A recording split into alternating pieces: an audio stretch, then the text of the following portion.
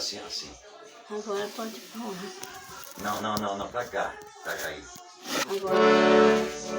Agora pode falar. Para que tudo, a Irmandade e os demais que forem ouvir o Carlos da Acordeão, eu quero tentar tocar um louvor, irmãos, que só Jesus é amigo verdadeiro.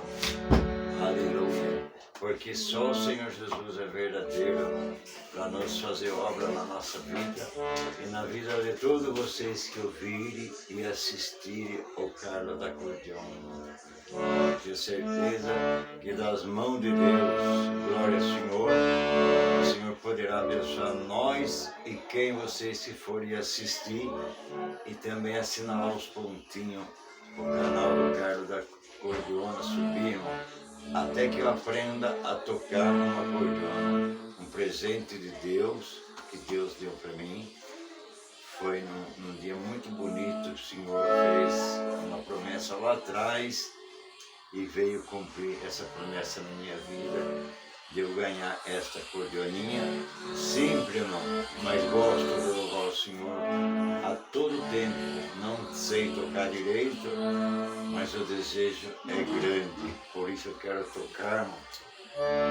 Nem que saia errado, mas para o nosso Deus está tudo certo. E para vocês que ouvirem também, vocês vão louvar Deus e glorificar o nome do Senhor Jesus através dos louvores tocados da acordeona. Glória ao nome do Senhor. Por isso, irmão, nosso Deus, Ele é nosso amigo verdadeiro. No nome de Jesus, vamos tentar tocar, né, irmão? No nome de Jesus.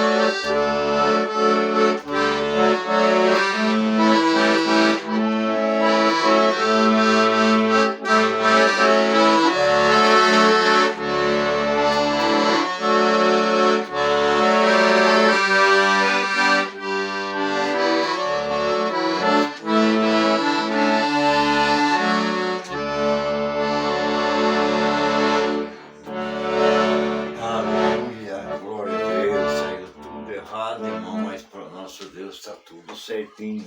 Aleluia. Glória a Deus. Por isso, vocês que ouviram, o Senhor no céu recebeu o nosso louvor, irmão. Eu tenho certeza. E das mãos de Deus, vocês também vão ser abençoados, aqueles que ouviram. Aleluia. O louvor tocado num acordeão. No nome do Senhor Jesus. Deus abençoe desde já.